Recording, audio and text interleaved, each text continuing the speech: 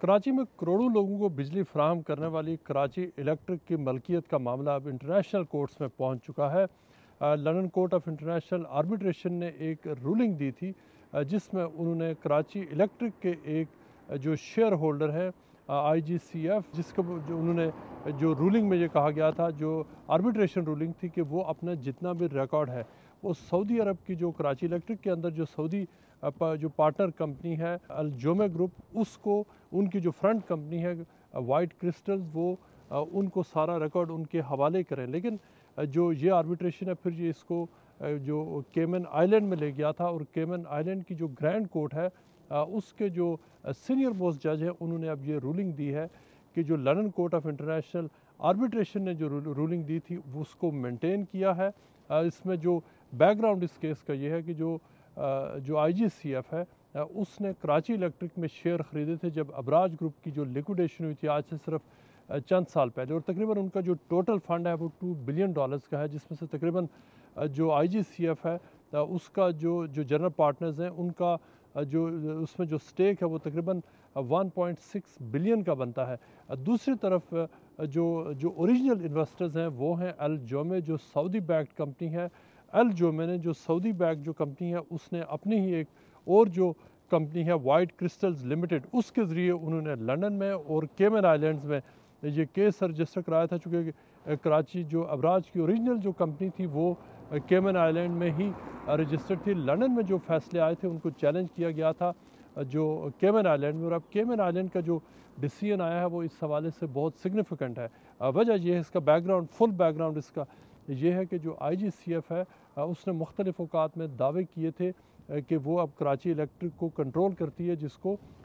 जो अल जोमे ग्रुप है उसने चैलेंज किया था। जोमे ग्रुप का जो सऊदी हुकूमत है उसकी तरफ से उसको फुल बैकिंग, और कराची इलेक्ट्रिक की मेजर ओरिजिनल इन्वेस्टर उसको समझा जाता है। अब जो केमन आइलैंड की कोर्ट है उसने ये ऑर्डर किया है IGCF को कि वो अपने पूरे रिकॉर्ड जो हैं वो हवाले करें, डिस्क्लोज़ करें जो अल जोमे ग्रुप है उनको, चूँकि इन दोनों जो मुख्तलिफ लिटिगेशन है उसमें उनको खुफिया नहीं रखा जा सकता रिकॉर्ड्स को। और जो अल जोमे ग्रुप है उनके वकला ने ये दावा किया था कोर्ट में कि जो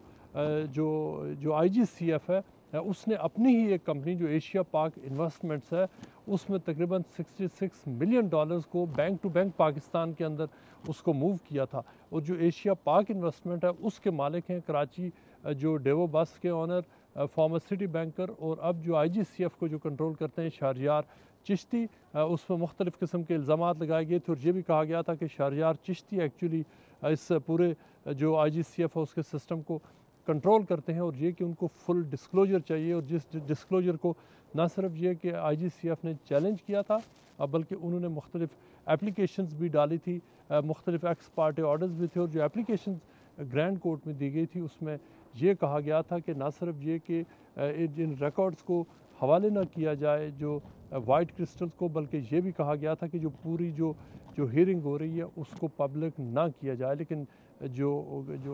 ग्रैंड कोर्ट ऑफ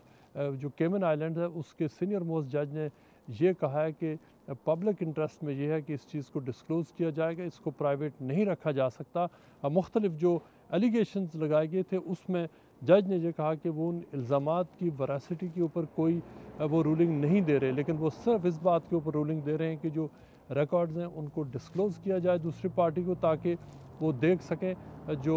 IGCF है उन्होंने ये कहा था कि अगर रिकॉर्ड्स डिस्क्लोज़ किए गए तो उनको साइफर के तौर पर यूज़ करते हुए थर्ड पार्टी को डिस्क्लोज़ करके उनके मफादात को नुकसान पहुंचाया जाएगा। लेकिन जज ने ये आर्गूमेंट मानने से इनकार करते हुए डिस्क्लोजर का ऑर्डर दिया है। उसके साथ साथ जज ने यह भी कहा है कि जो मुख्तलिफ जो मनी मूवमेंट है उसके हवाले से जो इल्ज़ामात हैं कि जो पाकिस्तान के अंदर जो मुख्तलिफ 66 मिलियन